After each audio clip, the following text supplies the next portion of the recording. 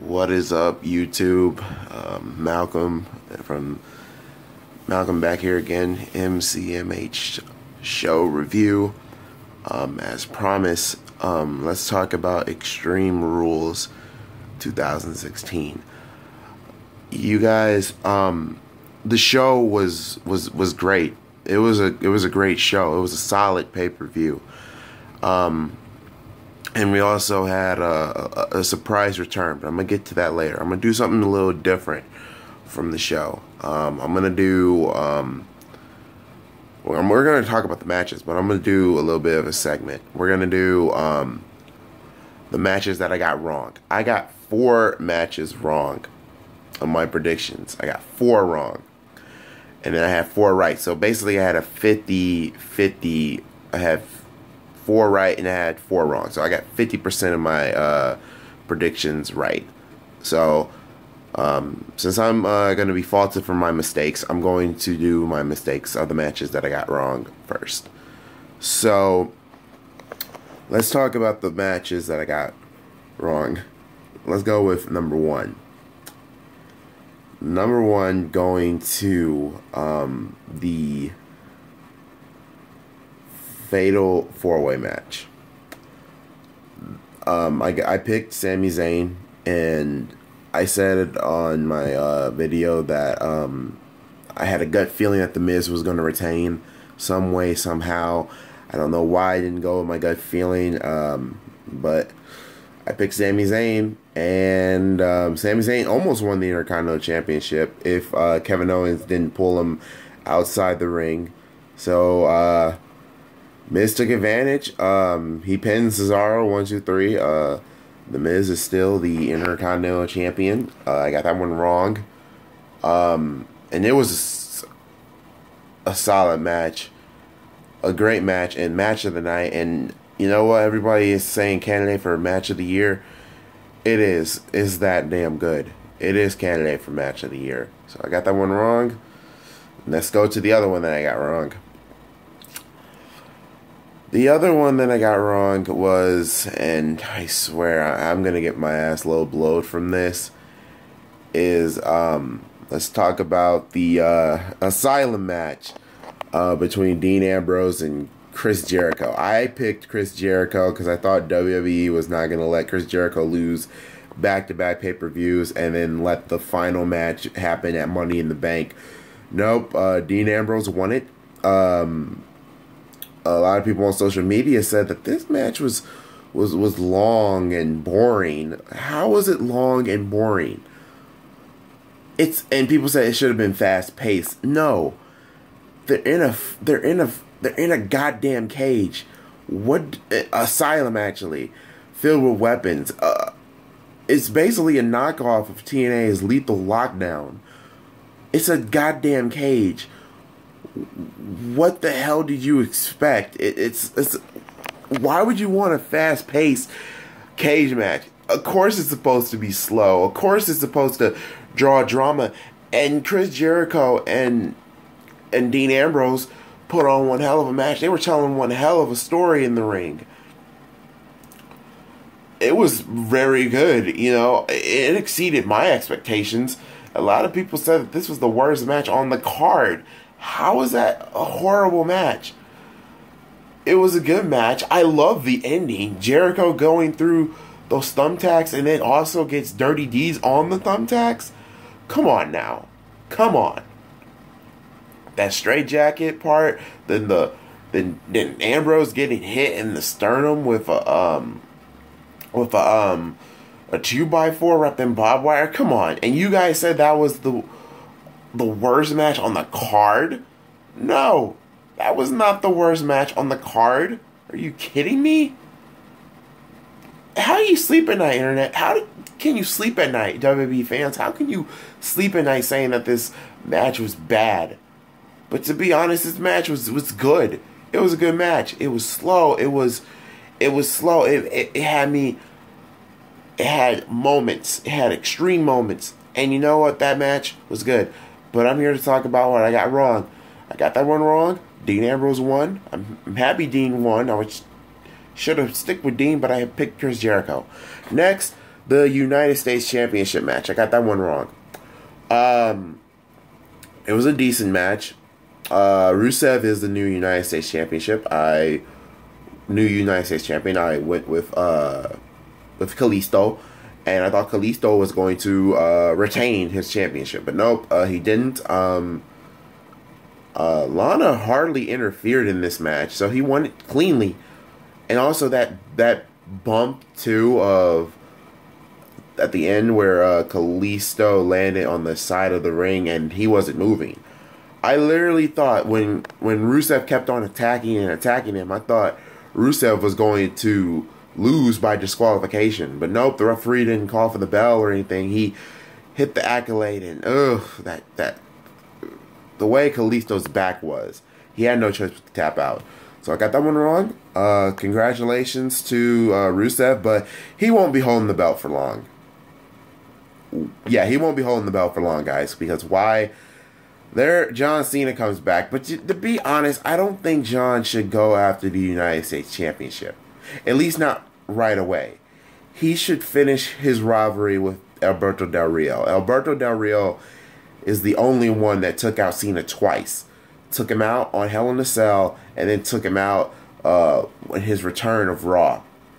I think he should finish his rivalry with Del Rio, and that should be at Money in the Bank, to me. Next, what I got wrong, and I believe this match was the worst of them. Words cannot describe about the match that I got wrong. Another title match I got wrong, and it pissed me off. What was the point? You know, the build-up was good. The build-up was good. The story was good. But the match didn't deliver, and it sucked. And it had the most stupidest interference ever. And hell, didn't the contract signing end the show on Monday Night Raw? Yes. I believe the worst match of the night was the Women's Championship in the submission match.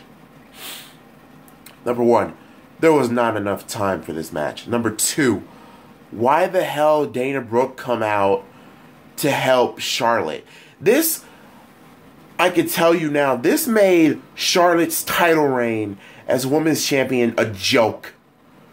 Can Charlotte win a title match clean? Can she win a title match clean? And yes, I picked Natty over Charlotte because I thought, okay, without her father, okay, finally, we're going to get something new. She can't win without her father. Gosh, here comes Dana Brooke dressing like Ric Flair and then distracts Natalya, only for Natalya to get in the figure eight and tap out. Are you kidding me? Then Ric Flair comes out and they're all celebrating. So I guess there's an alliance between Dana Brooke and Charlotte. Are you serious? Charlotte, you mean to tell me WWE Charlotte can't win the belt clean? Is that what you're telling me? Well, if that be the case, her title reign is nothing more than a joke. And Charlotte's a good athlete, a good woman's wrestler, but she can't win her matches cleanly. Are you serious right now? Anyway, I got that one wrong, and I believe that was the worst match of the night. And it had so much build up, and WWE delivers us that? Are you kidding me? Well, anyway, those are the 4 matches that I got wrong. So let's talk about the matches that I got right. The no disqualification match between Dolph Ziggler and Baron Corbin. That match was, it was a pre-show match. Even though they didn't use any weapons or use anything for their hands, I guess the ending shows Baron Corbin low blowing Dolph and hits him with the end of days, and 1, 2, 3 he picks up the win and they win the feud. So I got that one right. The Texas, no, not Texas, but the Tornado Tag Team match between the Bullet Club. Yeah, I know they're called the Club, but it's the Bullet Club to me. The Bullet Club and the Usos, and that match was solid. It was a good match, and I liked the ending of it too. Luke Gallows and Carl Anderson picked up the win here, and I got that one right. The New Day and the Vaudevillains, I got that one right, and that match had me jumping a little bit. I literally thought that the Vaudevillains were going to win the title. I was like, are you serious, WWE? You're going to hear the freaking internet go crazy, but nope, the New Day prevailed, and I was happy with it. So I got that one right. And then the main event, I got that one right. Roman Reigns versus AJ. I got Roman right. The fans tore up the Usos, and they definitely tore a new asshole into Roman Reigns, saying, "You can't wrestle." But my whole thing is this: Roman and AJ had a hell of a match. I love the story. It was a really, really awesome match. I love the championship. I love the tie. I love the story here. I love the interference. And they had the best ending and the best spot heavy matches. This was a solid title match too. And there were some times I literally thought AJ was going to win the belt. I was like, oh man, if AJ wins the belt, oh my god. But nope, that didn't happen. I liked the ending. It looked like the phenomenal elbow, only to get caught by a spear. And I got that one right. Roman Reigns is still WWE champion. And then the surprise. Sorry guys, my back. Then the surprise return of Seth freaking Rollins. Oh my god. I cannot even tell you how shocked I was.